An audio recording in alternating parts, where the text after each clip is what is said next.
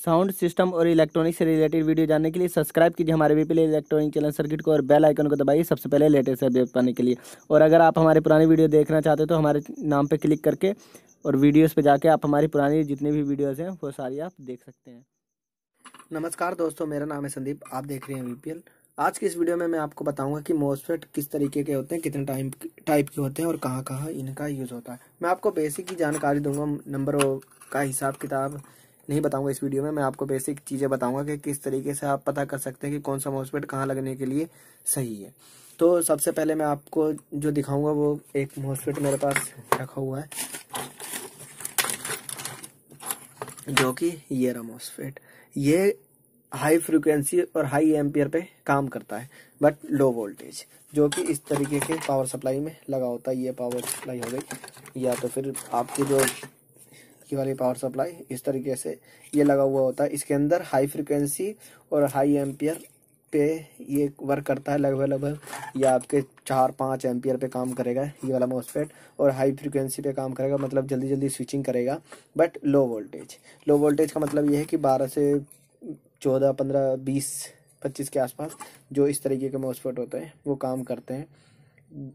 ये हो गया मॉसफेट का एक तरीका कि इस तरीके से इस तरीके के मॉसफेट होते हैं जो 12 से लेकर 24, 30 के आसपास वोल्टेज पे काम करते हैं। बट इनका एम्पियर ज़्यादा होने की वजह से इसको इन जगहों पे लगाया जाता है, जो कि स्विचिंग करा के आगे वोल्टेज और भी अच्छी तरीके से भेजते हैं इस आईसी के अकॉर्डिंग। सोर्स, गेट और ड्रेन का हिसाब होता है इसके अंदर, तो उस तरीके से स्विचिंग करा के ये आगे वोल्टेज भेजते हैं। अगर आप ये वाला सर्किट अगर आपने कभी देखा होगा तो इसमें आप देख सकते हैं कि जो 12 वोल्ट आती है वो सीधा इसके अंदर ही लगी रहती है, जो यहाँ की कोयल होती है। कोयल से होके फिर एक राउंड घूम के फिर इधर मॉसफेट पे गया हुआ होता है, और इसकी दूसरी जो है वो ग्राउंड पे जुड़ी होती है। यानी कि इधर से प्लस, फिर घूम के दोबारा यहाँ पे इसकी बीच वाली टांग पे, फिर यहाँ से सीधा ये माइनस, जहाँ ये माइनस की पिन जुड़ी होती है, जहाँ ये बड़ा वाला कंडेंसर है माइनस और इधर वाला प्लस। तो इस तरीके से घूम के लगा रहता है। बट ये ऑन ऑफ बड़ी जल्दी जल्दी होता है। यहाँ पे एक रेजिस्टेंस लगी होगी इसके मुताबिक। जो ये पहली रेजिस्टेंस है, ये रेजिस्टेंस होती है स्विच ऑन करने के लिए, बस ये वाली स्विच ऑन करने के लिए। और जो ऊपर वाली रेजिस्टेंस आप देख सकते हैं जो कि ग्राउंड पे कनेक्टेड है, इसी के ही पिन से ग्राउंड पे कनेक्टेड है, जो ये ग्राउंड वाला है, ये स्विच ऑफ करने के लिए। बस इस आईसी का काम रहता है, इसको स्विच ऑन कर देती है, इस मॉसफेट को ऑन हो जाता है और इससे तुरंत ऑफ हो जाता है। अगर ये वाली रेजिस्टेंस ना रहे तो ये ऑन ही रहेगा हमेशा, और ऑन रहेगा तो ये खराब हो जाएगा।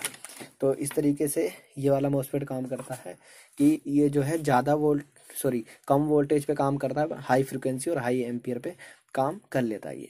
तो अगर आप हाई एम्पियर और लो वोल्टेज को निकालोगे तो जैसे कि 12 चौक 48 वाट के आसपास, यानी कि 50 वाट के आसपास हो गया ये मॉसफेट। लगभग लोगों इस तरीके के ज़्यादातर मॉसफेट 50 वाट के ही होते हैं। आप चाहे किसी तरीके से भी निकाल के देख लो। आपको मैं दूसरा मॉसफेट दिखाऊंगा तो आपको थोड़ा बहुत और अच्छी तरीके से समझ में आएगा।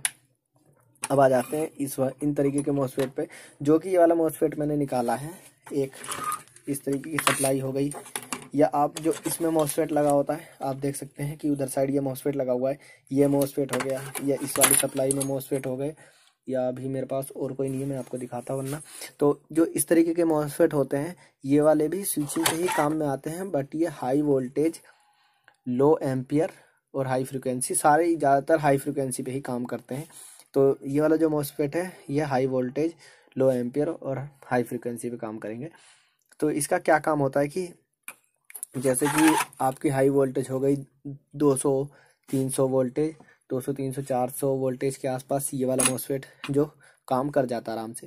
उसी के अकॉर्डिंग अगर आप इसको देखोगे तो ये लो वोल्टेज 12, 14, 30 के आसपास वोल्टेज पे काम करता है, बट ये ज़्यादा एम्पियर के लिए काम करता है। ये हाई वोल्टेज के लिए काम करता है बट ये लो एम्पियर के लिए काम करता है।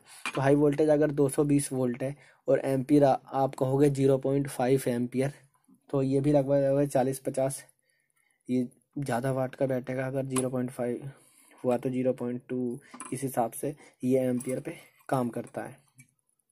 तो आप देख सकते हैं कि ये हाई फ्रिक्वेंसी और हाई वोल्टेज, लो एम्पियर और हाई फ्रिक्वेंसी पे ये वाला मॉसफेट काम करता है, जो कि हमें एसी से स्विचिंग करानी रहती है। इसको हमें डीसी से स्विचिंग करानी रहती है, तो इसलिए डायरेक्ट हम इसी को 12 वोल्ट पे लगा देते हैं। इसको हमें एसी जो हाई वोल्टेज होती है उससे स्विचिंग करानी रहती है, इसलिए हमें इस तरीके के मॉसफेट की जरूरत पड़ती है।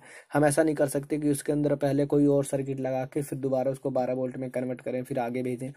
हम डायरेक्ट ही स्विचिंग करा देते हैं। मैं आपको एक ये पावर सप्लाई दिखाता हूँ जहाँ ये मॉसफेट लगा हुआ है। जैसे कि आपने देखा था कि यहाँ से सीधा 12 वोल्ट ही यहाँ आई हुई थी और दोबारा घूम के एक वाइंडिंग के साथ यहाँ पे बीच वाले पिन पे थी और ये ग्राउंड वाले पे जुड़ा हुआ था। और उसी तरीके से अगर आप इसमें देखेंगे तो इसका जो मॉसफेट की अगर आप एक बीच वाली पिन देखेंगे तो यहाँ से लेकर के इसमें एक रेजिस्टेंस जुड़ रही होगी, जो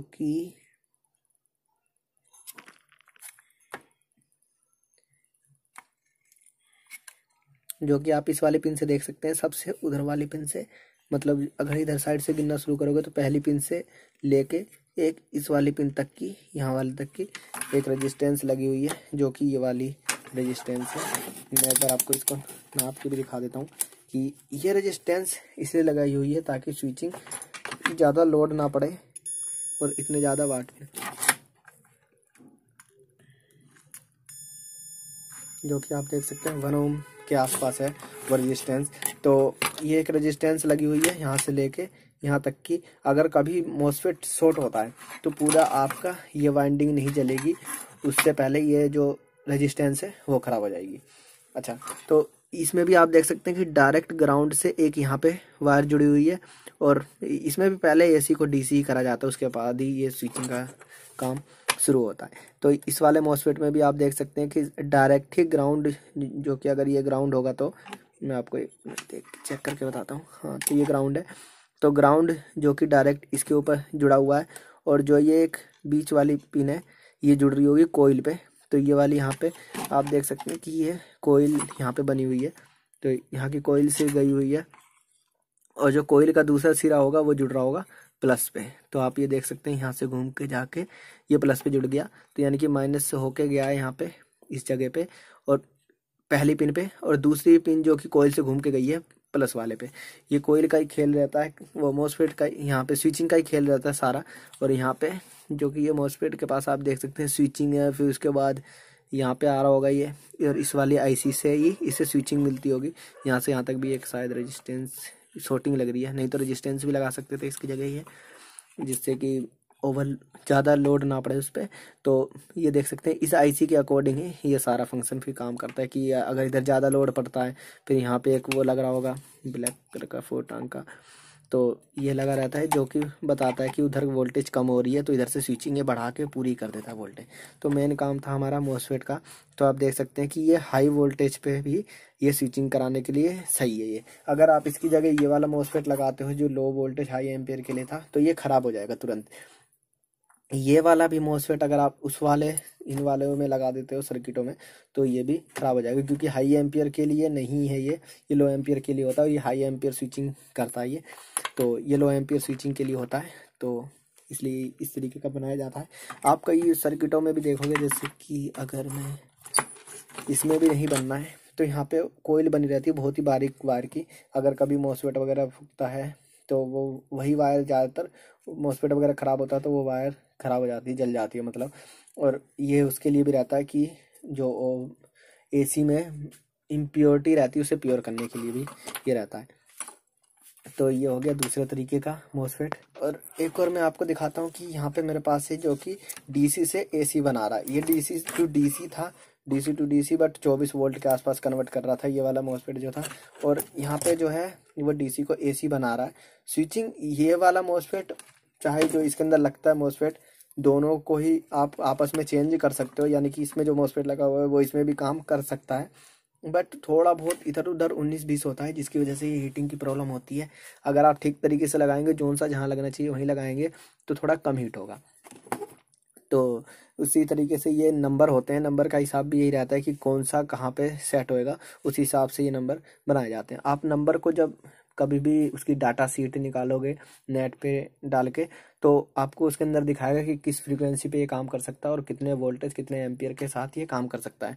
जितने भी लिखा रहता है ज़्यादातर उससे हमेशा कम ही थोड़ा इस्तेमाल करने में ही फायदा रहता है। जैसे कि अगर आपको लिखा हुआ है कि 12 वोल्ट 30 एम्पियर के आसपास काम करेगा कोई भी मॉसफेट, सॉरी 12 वोल्ट 5-6 एम्पियर के आसपास काम करेगा कोई भी मॉसफेट, तो उस जगह पे क्या होता है कि हमें थोड़ा कम ही मान के चलना पड़ता है। 12 वोल्ट अगर 30 एम्पियर लिखा हुआ है, वो सॉरी 10 एम्पियर लिखा हुआ, तो हम 5 एम्पियर मान के ही इस तरीके के मॉसफेट को काम कराते हैं। क्योंकि जो 10 एम्पियर लिखा रहता है, हालांकि वो गलत नहीं लिखा रहता, बट वो पूरी परफॉर्मेंस के साथ ही उस मॉसफेट के बारे में लिखा रहता है कि फुल परफॉर्मेंस इतना ही काम करेगा। फिर उसके बाद उसका टेम्परेचर लिखा रहता है कि 150 डिग्री सेल्सियस पे ही, 150 डिग्री सेल्सियस के ऊपर जाते ही खराब हो जाएगा। हम फिर भी जो बनाते हैं तब 100 ही मान के चलते हैं कि 100 डिग्री तक ही हद से ज्यादा गर्म होना चाहिए। फैन उसी हिसाब से, फैन और हेटसिंक का कॉम्बिनेशन उसी हिसाब से लगाया जाता है कि 100 डिग्री तक ही गर्म हो जाइए बस। और इसी तरीके के मॉसफेट होते हैं। आप जितनी भी पावर सप्लाई हुई या कोई भी चीज़, एम्पलीफायर वगैरह जो मॉसफेट में बनते हैं, मॉसफेट वाले जो एम्पलीफायर होते हैं वो भी इन्हीं चीज़ों पे ही बेस्ड होता है। तो आई होप कि आपको ये मॉसफेट का कॉन्सेप्ट समझ में आया होगा। अगर नहीं आया तो आप मेरे को कमेंट कर सकते हैं, मैं आपको कमेंट में बता दूंगा। तो आई होप कि आपको अब ये वीडियो पसंद आई होगी। अगर ये वीडियो पसंद आई है तो इस वीडियो को लाइक करें और हमारे चैनल को सब्सक्राइब करना ना भूलें। और अगर आप किसी और चीज़ के बारे में इसी लैंग्वेज में आसानी से समझना चाहते हो, बिना नंबरिंग वंबरिंग का हिसाब किताब छोड़ के, तो आप मेरे को कमेंट में बता सकते हो। मैं उस चीज़ के बारे में भी अच्छी तरीके से आपको समझा दूंगा। Thanks for watching, bye bye.